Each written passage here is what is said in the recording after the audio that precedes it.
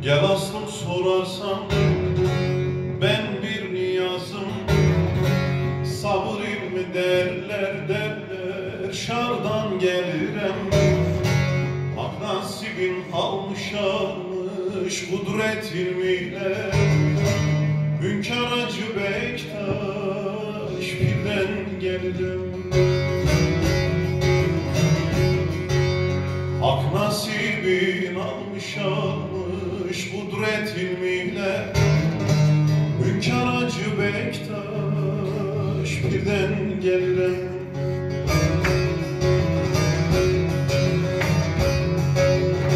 Senelerce hasret hasret gözyaşı döktüm, yüklendim katerimde ol yare çektim.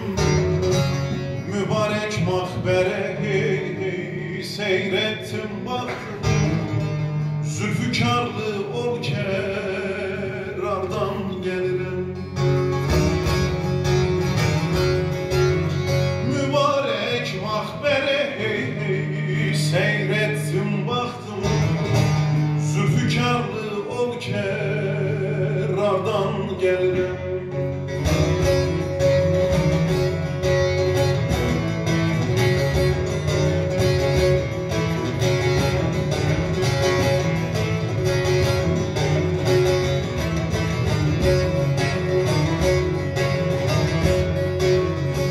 Cebrail çerağın almış eline, seyretmeye gider hey hey dostun iline. Hayranım şahyan kardeş dudu diline, Rıdvan kapı açmış şardan gelirim. Hayranım şahyan kardeş dudu diline, Rıdvan kapı açmış şardan gelirim.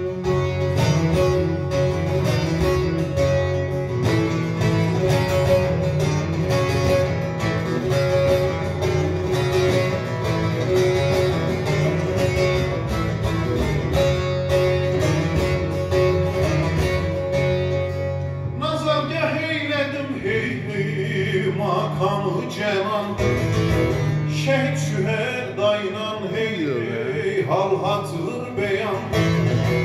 Kuşağım kuşatmış hey hey yon iki imam, Celal Abbas gibi birden gelirim. Kuşağım kuşatmış hey hey 12 imam, Celal Abbas gibi birden gelirim. Mahkemede sual sual sordu kadılar, kitaplar orta orta yere koydular. Sen bu ilmi kimden aldın dediler, üstadımdan aldım birden gelirim. Sen bu ilmi hey hey hey hey aldın dediler, üstadımdan aldım birden gelirim.